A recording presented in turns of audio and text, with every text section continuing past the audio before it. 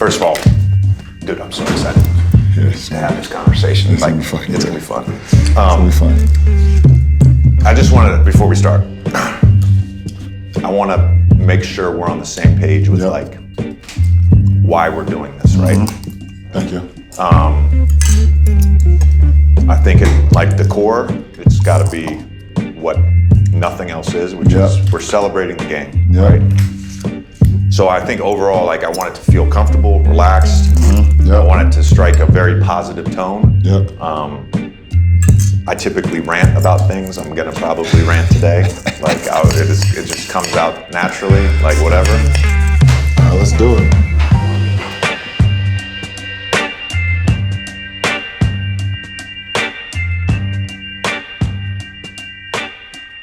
Welcome to Mind the Game with LeBron James and JJ Redick.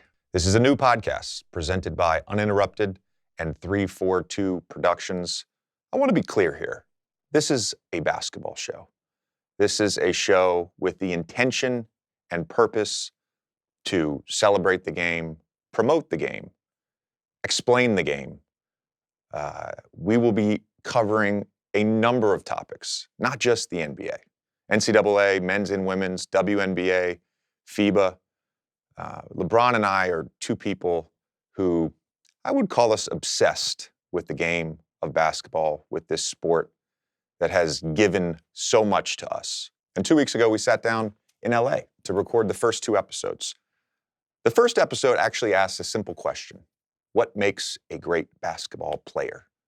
Beyond just talent and skill set. And we touch on a number of things that we think make a great basketball player. This is about creating separation. Once you get to the highest levels, everybody has talent. Everybody has skill. How do you separate yourself? One of the things we talk about is basketball intelligence. In some ways, it's a nod to the title of the show. And we posit the question, can you learn basketball intelligence? Can you learn and develop basketball IQ, or is it innate? And I would argue, of course you can. Of course you can develop basketball intelligence through film study, through great coaching, and of course through the number one teacher, experience. And I think that's an important thing to note. I was fortunate to play 15 years in the NBA. It was a hard 15 years of being a plumber. But I had a great experience, and I learned so much about the game, and I had great coaches, and I had great teammates. LeBron, of course, has played the game at the highest level for 21 years. His experience is valuable. His basketball IQ is valuable. One thing to note, if you are listening to this podcast, we also have a video podcast available on social and YouTube. And in those videos, we will be showing the exact basketball concepts that we are talking about. Episode 1 actually has a few different basketball concepts that we talk about. Episode 2 is a little more granular, a little more X and O. But episode 1, we do talk about thumb down.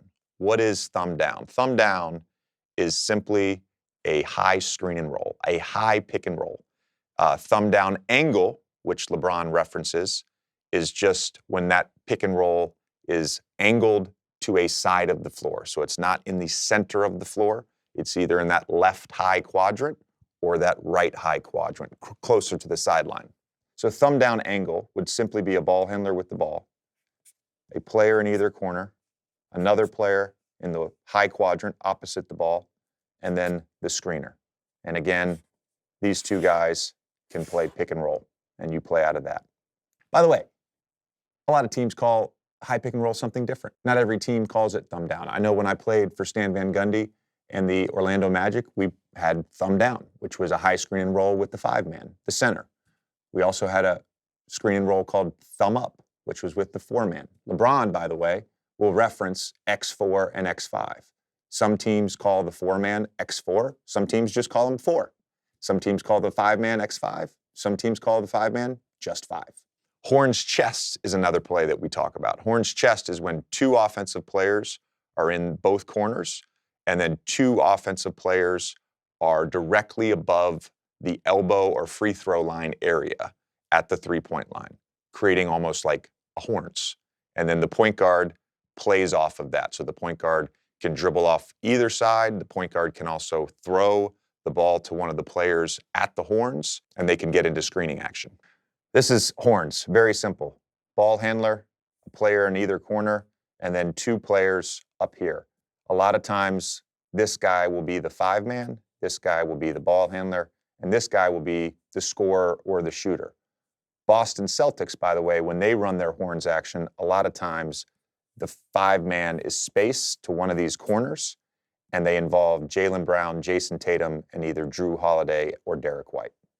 Horns chest is a very simple play. So let's say this is LeBron, and this is D'Angelo right here, and this is the X5, this is the 5-man. D'Angelo would dribble off of a LeBron screen right here, and then the 5-man would then set a chest screen or a flare screen for LeBron to this side. And that's ultimately where the ball would go. Another play we talk about is Floppy, which is a play that I ran all the time. I'm not actually sure why it's called Floppy. I do know that the visual for Floppy was this. So I think Floppy means you can basically go to either side. Floppy is when a catch and shoot offensive player goes underneath the basket, and there's 2 bigs, one on either side, that can screen for him, and he looks to come off of screens on either side and catch and shoot the ball. This is just a simple floppy action. So you have the 2 bigs. Let's say this is the 5-man, this is the 4-man, this is the point guard, and then you have the 2 wing players underneath the basket. And let's say the 2 is the shooter. He can come off either side for a catch and shoot. He could also come off the 5-man, catch and shoot. And honestly, this is going to get a little discombobulated. I know when I played with Matt Barnes in Philly, we would just dance in circles in here, and then I'd shoot out one of these sides. When I think about the game of basketball, I regard it as so important. I care for it. I love it. I want to pay attention to it. I want to learn more about it. The game is constantly evolving. And hopefully, these discussions and conversations that LeBron and I have, sometimes with other basketball players and basketball people, hopefully we can do that. Hopefully we can teach and explain and celebrate. Hopefully we can mind the game.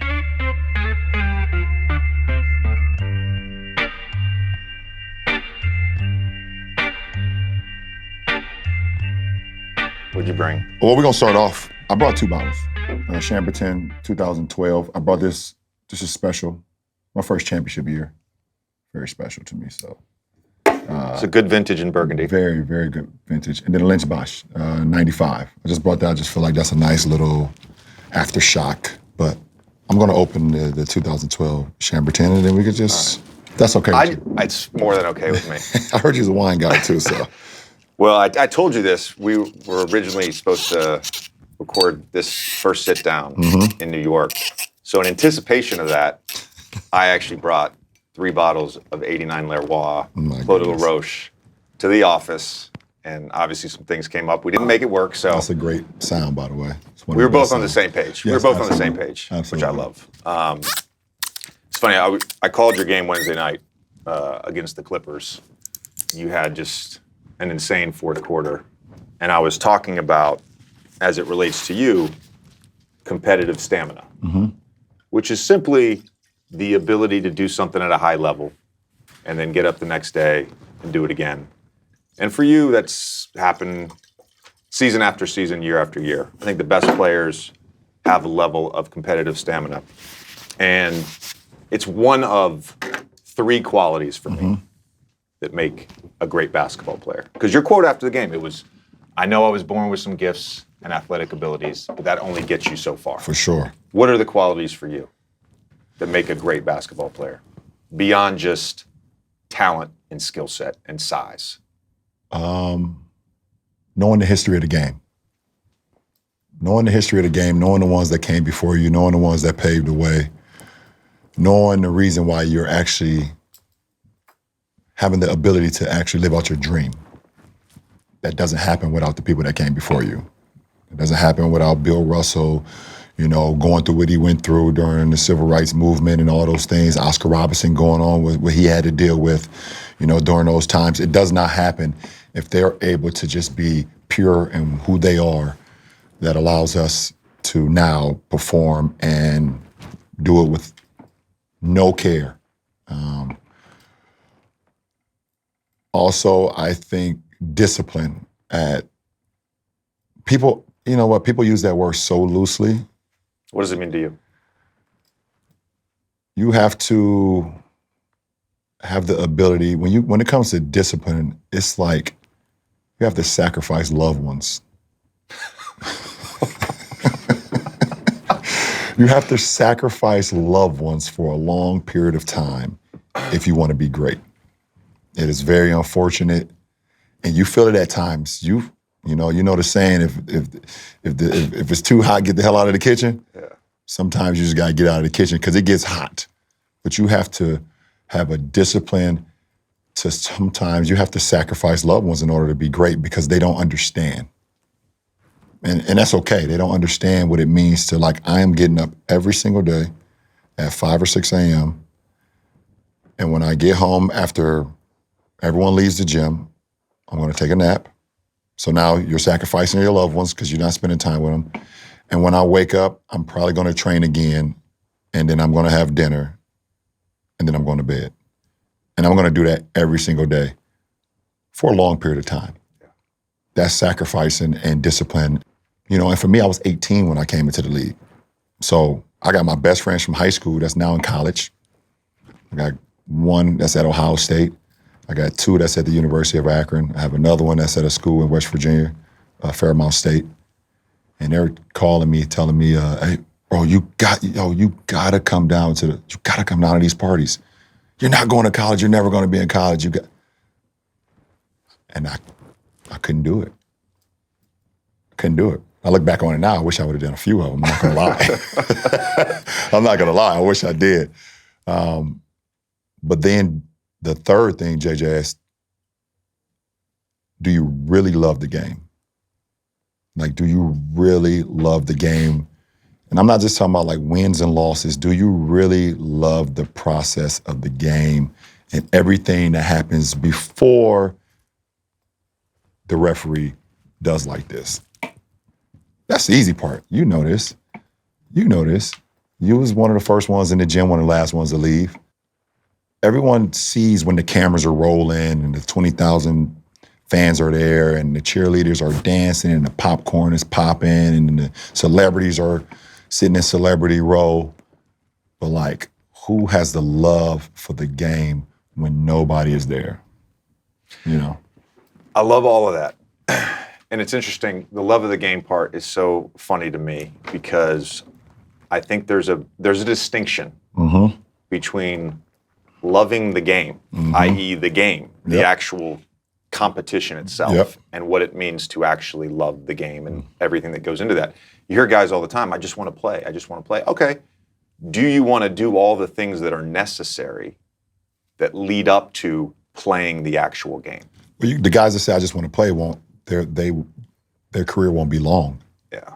Because they're not going to put in all the intricate parts of to get to that point. It's not going to last that long. It's not going to last that long. You won't have a long, sustainable career. And that's okay. Some guys, I mean, you've been in a locker room, some guys don't really care about playing a long time in this league or having a sustain. So sometimes I look in some of the all-star locker rooms I've been in, and you see a guy 1 year, or you see a guy maybe 2 years, and then he's not in the locker room anymore after that. And you just wonder to yourself, why? You don't know. You don't know if it's the max contract that he got after he made the all-star team. You don't know if now they know him by one name for one summer. You just don't know. But it's if you want to be great and want to be legendary, or not even, I don't want to even say that. If you want to maximize everything that you have with your career and your ability, then squeeze the fuck out of that lemon. Yeah. Why not? Yeah. I want to talk about each of those three things a little in depth because I also have three things. But the history of the game part's interesting to me because you brought up Oscar Robertson. Mm-hmm. And whether the casual fan knows this or not, Oscar Robertson sued in 1970 for free agency.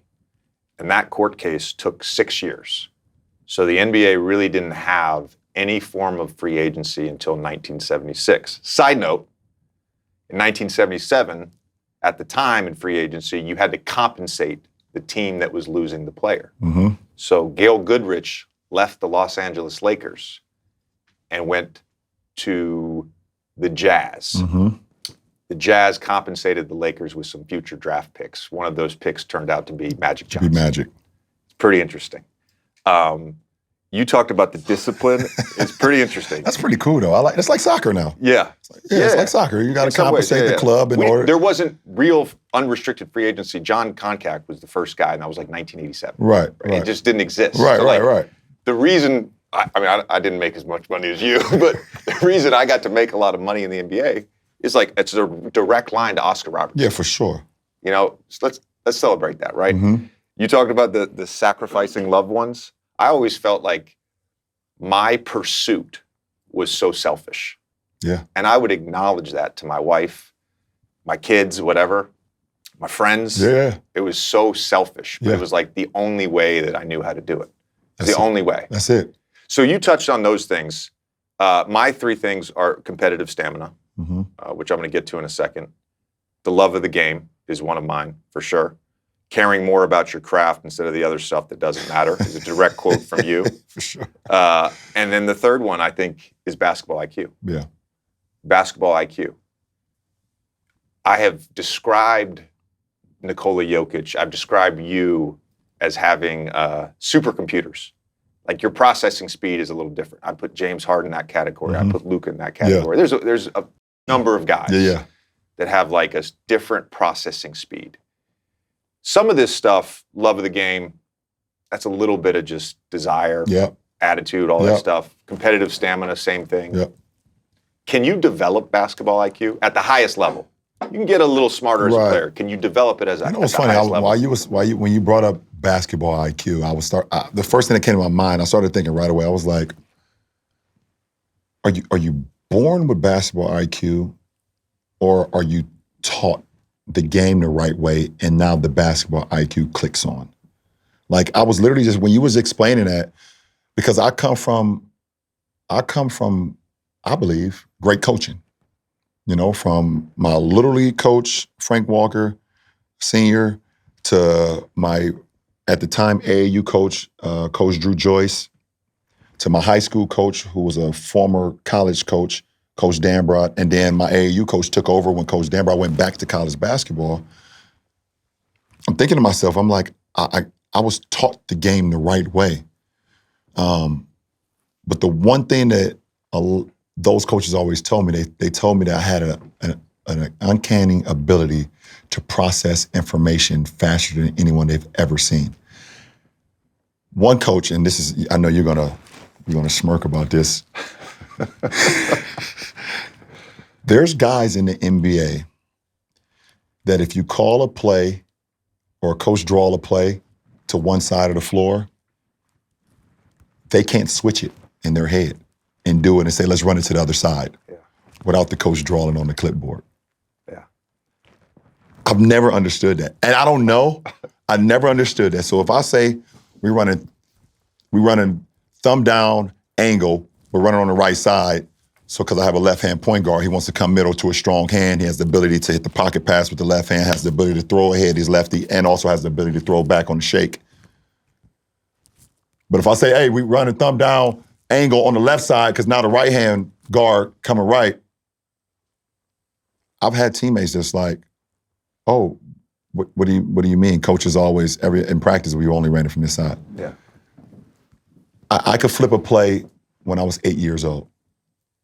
No matter if it was just pass and cut, no matter if it was, let's run flex, but let's start on the left side. No matter if it was just, let's DHO, driving kick. The last one, all right, now let's just drive the baseline drive drift. If the forward on the left side is looking at the ball, you can slot cut. I could do that. I was doing that stuff when I was like 8, 9 years old, and my coaches would just be blown away, and I wouldn't know where it came from. I have no idea. So to get back to your question, I think I was born with a sports IQ, and it could have been any sport, but I just think basketball was the one that I chose, and maybe I was chosen to do that as well. Yeah. And I just took it to a whole, as I got older and your mind you start to live it, you start to want to be a part of it, you start watching. I started watching the games, when I was like 9, 10 years old. When I first started, I was watching just a fan. I was just a fan of Michael Jordan and Anthony Penny Hardaway and Grant Hill and, those guys. I was just a fan. But then when I started playing the game, I actually started like studying what those guys were doing out on the floor and what teams were doing, how teams were guarding, how coaches were coaching, subbing patterns, time of possession. One thing that kills me, JJ, in our league? I'm gonna tell you what kills me. Tell me what kills you. The 2-for-1 shot at the end of quarters. Are you going on an anti-crusade against the 2-for-1? I understand why the 2-for-1 is important. Obviously, it's numbers. You get 2 possessions, the other team gets 1 possession. In theory, it's a free shot. In theory, it's a free shot. But what people sometimes don't account for, the 4 or 5 possessions before that. Are we on a run? Are we on a heater? Have we gotten a good shot over the last 2.5 minutes? What is the other team doing? How are they in a great rhythm? If we haven't gotten a great shot in 2.5, 3 minutes and we've been turning the ball over, why am I just going to dribble down and shoot a 40-footer with 33 on the clock? Why not get a great look? Because that great look at the end of the third, even if we get 1 shot, may give us momentum going into the fourth quarter. Right. It's interesting because I think it does fuck with the flow of the game. And as a player, I felt that. As a broadcaster now, where I'm calling games, you have such a good feel as like an outside observer of this action happening. So, end of the second quarter, you're going into halftime with the lead. You've established, let's say, a pick and roll partnership where you're getting a good shot every time down the floor. On the other end, you're getting stops. So the other team's having, you're right. Why are you going to just jack up a 35-footer? Just go to the pick and roll, rely on your defense. Now, boom, you go into the half with essentially the same momentum you would have if you get the 2-for-1. Yeah. By the way, you shouted out your coaches. I want to say this because I think some of it is innate with basketball IQ. Yeah. Some of it is the way you're taught. Uh-huh. Some of it is going back to your point about discipline, the dedication to the craft. I gotta shout out my coaches now because Delmar Irving, Keith Haynes, Dick Wall, my early coaches for the Roanoke Jaguars. Yeah. They taught me how to play. They taught me how to play with toughness. I get to JV, 8th grade, Chris Morris, Billy Hicks. Then I go to Coach K at Duke. Yeah. So by the time I got to the NBA, I knew how to process and think the game. It wasn't new to me. It wasn't new to me to think the game. You also knew what was bullshit and what was not bullshit. Yes. There's a lot of bullshit that gets taught in our league because our league has been feast off potential. Guys with potential. They come in and say, this guy has potential. We have to, if it's not year 1, maybe year 2, or not year 3, or maybe year 4, or we're going to pick up his option in year 4. Like, it's been grasped on potential. Like, that's the whole thing of the lottery. The whole thing of the lottery, pick 1 through 13 or 14, I don't even know what it is now when it cuts off like you've been a lottery pick. But it makes sense why those guys that's like 16 to 30, 16 to 42, why those guys be on real contending teams making impacts. Why is it the same teams that always draft well? And the same teams that always draft poorly? I'll tell you, when I get my team, the teams that draft well, those guys will be working for me for sure. Just you're going to offer them a bag. Yeah, for sure. You got to get OKC does an unbelievable job with that. That's a fact. Yeah, that's a fact. I was thinking about, this. So by like the end of my first year with the Clippers, Mm-hmm. we realized all of my catch and shoot stuff, I wanted to come over left shoulder. Yes, sir. Right? I wanted to come to my right. Yes, sir. And so for the next 3 years, every single time we drew up a play was to do that, right? Mm-hmm.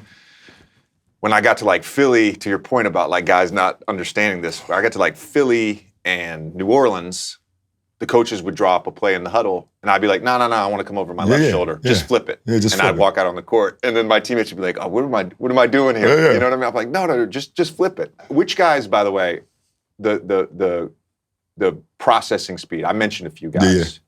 Guys you played with, guys you played against, that you think have that sort of high-level basketball IQ. Rajon Rondo. Yeah. For sure.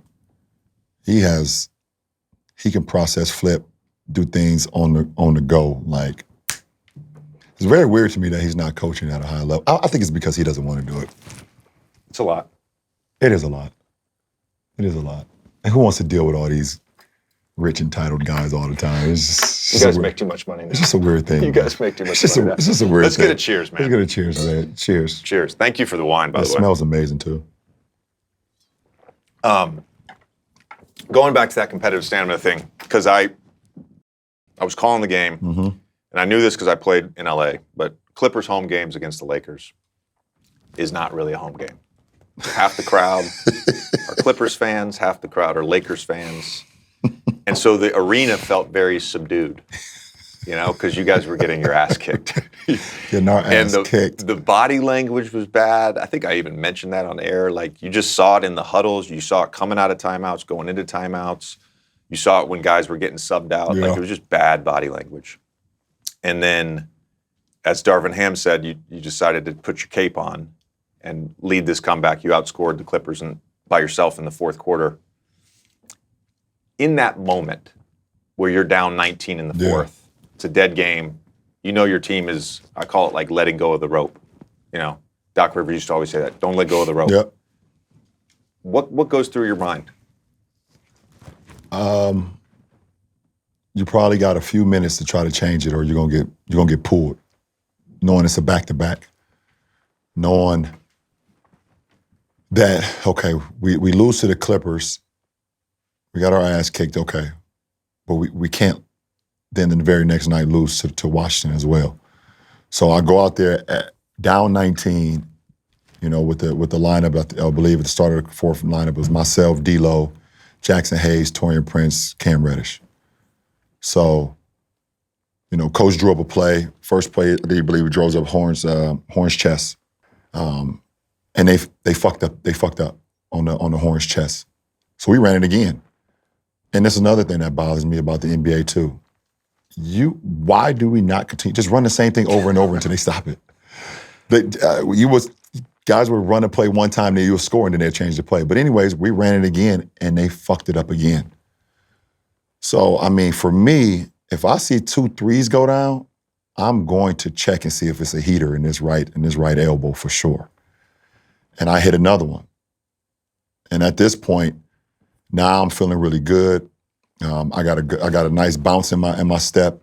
We're getting stops, and I take one down the right wing, and PJ's picking me up in transition. And I rarely shoot the ball on the run, especially if the ball's in my right hand. I rarely shoot it. But I had a bounce and I had a feeling. I felt like I said, if I can make this one go, I know. This is when, like, NBA Jam, you're on fire. If this one goes, and I'll let that one go from the right wing by their bench. So I kind of almost bumped into T. Lue, and they called timeout. That's when I knew that the momentum can change. The momentum can change, and once the ball, the snowball gets going down that hill, snowball turns into the avalanche, and the avalanche just turns into it's over with. So I just felt good at that moment. It's a few things there. So, like, with the 3-ball, we've seen it so often now. No lead is really safe. No. Think back to early in your career. I came in the league in 06, 07.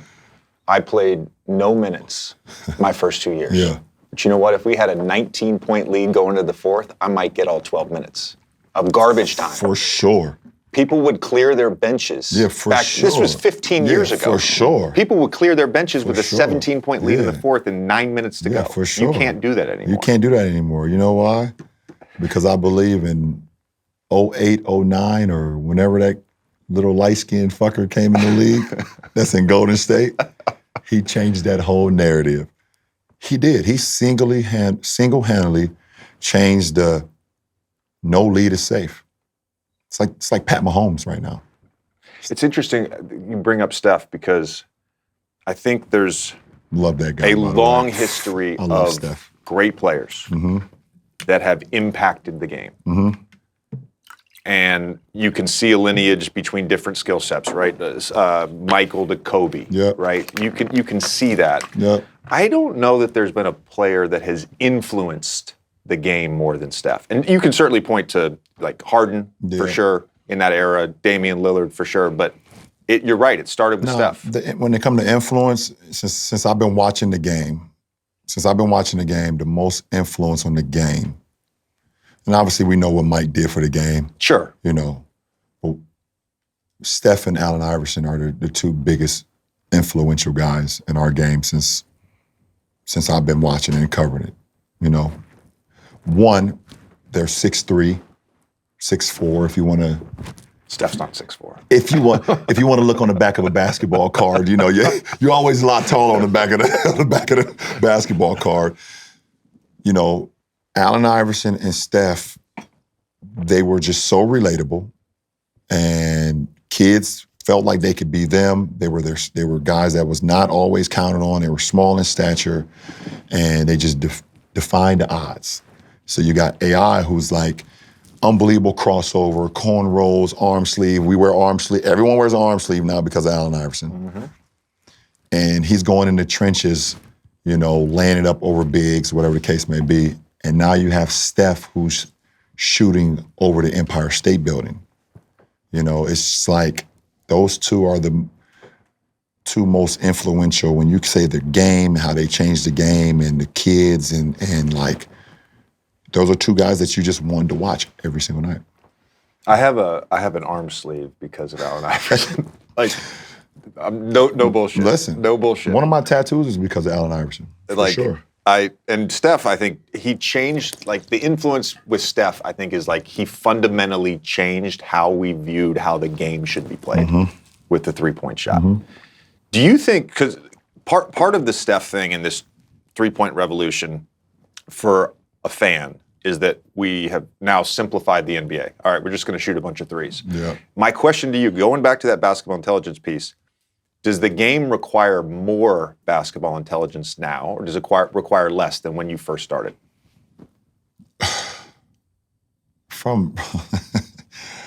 You can't ask me that because I'm always side on basketball IQ. Yeah. Always. I think throughout the regular season, you can get away with a low IQ team if you're talented. You can get away with it in the first round and maybe get away with it in the second round. But when you get to the conference finals and you get to the finals, obviously the top 4 teams in the conference finals, they have players, unless a team just happen to hit a heater and they just get lucky. But the top 4 teams normally are going to be the teams with the best players, 4 of the best coaches. And what's going to separate them is now the basketball IQ kicks in. Because there's moments in the game that a coach cannot prepare you for, film can't prepare you for, the history of the game can't prepare you for, where you have to have a basketball IQ to make adjustments right away. And if you don't have that level of mind frame or capacity, then a team like Denver, who has one of the greatest IQ guys that we've ever seen in Jokic, you know, Golden State, Draymond, Steph, any one of my teams, if I played you in the finals, myself, and when I won it in 20, it was myself and Rondo on the floor. So I think that those things help. I believe that when Golden State beat Boston, it came down to IQ in the finals. Because Boston, to me, had the better talent. Boston had the better talent, but it came down to IQ. People say experience, IQ. I made this comment the other day about Tatum. It feels like with him, the reads are quicker, making the right play, it's just quicker. He doesn't fight the game as much. I did the details thing for ESPN during that finals, and I did Clay was the first episode, Steph was the second episode, Tatum was the third. And so I had all these Tatum clips I got to go through and break down. I don't never watch the episode. They it's behind a paywall. But what I saw was on the isolations on the wing. Mm-hmm. So a lot of times would be in the slot, the high quadrant, right? And they've given him space. They would bring that low man over early. Sometimes it was Draymond, but not always. Sometimes it was Clay. And very rarely did he end up getting the Golden State Warriors into rotation. Now it feels like he's just making the play off the ball. Now, it did happen a couple times in that finals. But it wasn't as quick, and it was rare. And obviously with their personnel, like it's different now with Porzingis, but I think that's part of like the growth. So that's part of the even growth. Going back to like the question about can you teach basketball IQ, in some ways it's innate. But in some ways, if you're studying it and doing it, you can see the growth in a player. Yeah, because there's a great saying that says the best teacher in life is experience as well. And we look at Tate, he's 25 years old. He's 25 years old, and I believe he's been to the conference finals 4 times. Been to obviously the NBA finals once. He's 25. I didn't win my first one until I was 28. I think Joker won his first one at 27. I think MJ was 28 as well. Kobe without Shaq was around the same age. Yeah. So Steph was. I think we have we have a lot of expectations on JT, but he's experienced a lot of winning in his career so far. And obviously, we everyone wants to see him get over the hump, but 4 conference finals in a finals appearance before the age of 26 that's elite. And like you just said, he's continued to grow, and they are in a position where they can make another title run. And like you said, personnel helps. Adam Porzingis and getting Drew for a bag of Lay's potato chips, that helps as well. that helps as well. But JT is definitely the when you go and you start scouting for Boston, he's the number one guy for sure. Basketball IQ to me, when you were earlier than me, when I first got in the NBA though, what that meant to me in some ways was being able to remember a play, honestly, as simple as that. Being able to recognize patterns. You come out of an ATO, okay. Oh my God. There's a misdirection here. I know there's going to be a pin down coming, right? It's just, that's pattern recognition. Offensively, defensively, it's just making the right read. Making the right read. Knowing the game plan, like all that, that's basketball IQ. I think what's interesting about today's NBA is what smart coaches do and what smart players do, which did not happen when I first got to the NBA. Nearly every possession, all you're doing is trying to find the right matchup. A target. You're playing chess on the possession. It's target basketball. Yeah. And that to me is the biggest difference. Yeah, that never happened. Bro, I was watching a game. I was calling a game, actually. Guy had the ball, good offensive player, had the ball at the top of the key, and they're playing the Clippers, and end of the shot clock, 7 on the clock. Another guy off the ball is being guarded by Kawhi Leonard. And he comes up to set a pick and roll for the guy with the ball. And it makes no sense. And I'm like, that's just low basketball IQ. That's just low basketball IQ. Keep Kawhi away from the ball. That is low basketball IQ. That is low basketball IQ. That doesn't make any sense. And that happens a lot in our... And I'm going to go back to when you first started. You said remembering a play. How many guys fuck up a play out of timeout? Burns me alive. It burns me alive that a coach can sit there and guys, all 5 guys, 10 eyes, are looking at the play and they come out of timeout, fuck it up. Bothers me so bad. But yeah, like you said, you knew, like when you played, you had 2 reads. I'm coming off left, right, and if the big is not up, I'm shooting that bitch. And if the big is up, I'm pocket passing. Yeah. What else are we talking about? Well, the one other thing, sometimes the big would be back, right? And I'd get the stun off the passer. And you get the stun off the passer. So like when I played in Philly, they would do that off Ben, and then I would just kick to Ben, and he's got a head of steam going down the lane. Well, I mean, right? And when Ben you got to read the nail guy too. You got to read the nail guy. I don't kind of like underestimate. Well, that's not. Well, that's not. Yes, I agree. I agree. I was more thinking with the Clippers. I was thinking more with the Clippers. Okay. Pocket to. It's so weird though because even like the coverage on catch and shoot stuff, and there's not a ton of catch and shoot guys right anymore. Where like you're not running floppy. That doesn't happen a lot. Yeah. But like when I first started running it, or like Ray in Boston.